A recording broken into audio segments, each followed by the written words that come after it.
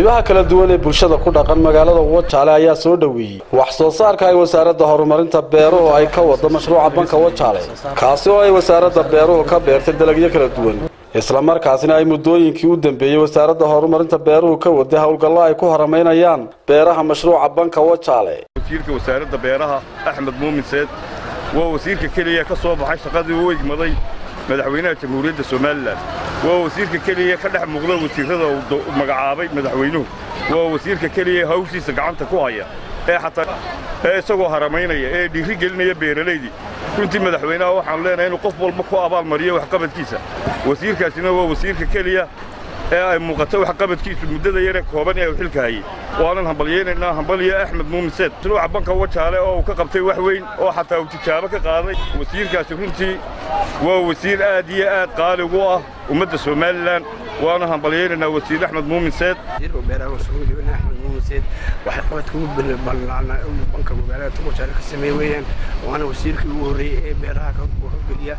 aad baan u soo leeyahay waxaan leenahay wasiirada Axmed Muumin Said waxaan u mahadnaqnaa madaxweynaha Muuse Biixi magacaabista soo magacaabay Axmed Muumin Said hadana dhalinyarada degmada Wajaale waan soo dhaweynaa horumarka ballaaran ee wado wasiirka beeraha Axmed Muumin Said markii ugu horeysay laga bilaabo degmada Wajaale banka Wajaale waxaan leenahay wasiirada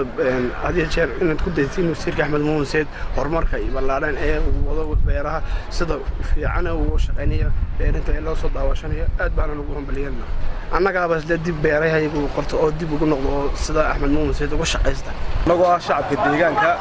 gobolka Gabiley khaasatan Wajaale ganacsatana ah waxaanu aad u soo dhaweynaa wax qabadka wasiirka beeraha kastana xukuumadda markuu madaxweynuhu soo dooranayo wuxuu soo doortaa inuu adeego muwaadiniinta ina Muumin Saidna waxa weeyaan wasiirka ugu fiican iminka wasaaradaha wax qabadkiisu ma muuqdo lamana qarin karo qofku wuxuu qabto umadiisa qabadkiisa waxa kamid ah wasiiradu inta badan sidoo u bixidaan xafiisyadooda fadhiyaan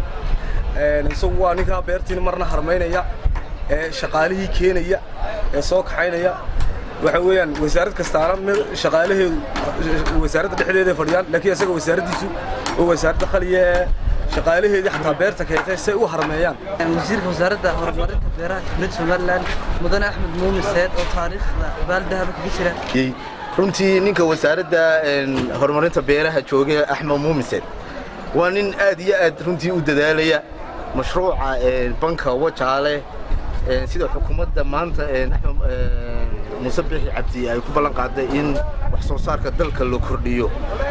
waa nin ka dhawaynaya sidoo maanta qorshayaashiisa iyo istaraatiijiyadaha ku socdo ee aanu aragnay haddaanu nahay dadkii gobolka Gabiley runtii aad iyo aad baan u soo dhaweynaynaa waana nin wax qabadkiisu muuqdo oo aad arkaysid isagiyo gacanta wax ka qabanayo beeri gacanta kula jira waana wasiir aad u firfircoon reer Gabiley iyo reer Wajaale iyo dhammaan inta ku xiranba way soo dhaweynayaan wasiirka beeraha Axmed Muumin Said waa markii ugu horeysay ee dawladda Soomaaliland ay banka Wajaale ka qodo mashruuc wax soo saar isla markaasina la qodo dhul aan hore loo qodi jirin arintani ayaa noqonaysa tallaabo ay xukuumadda Muuse Biixi Cabdi ay hore ugu qaaday dhinaca wax soo saarka oo ay aad u kordhiyeen taasi oo sababtay in dadweynaha ku dhaqan magaalada Wajaale ay si weyn u soo dhaweeyaan Mukhtaar Nuux Ibraahim Home Cable TV gobolka Gabiley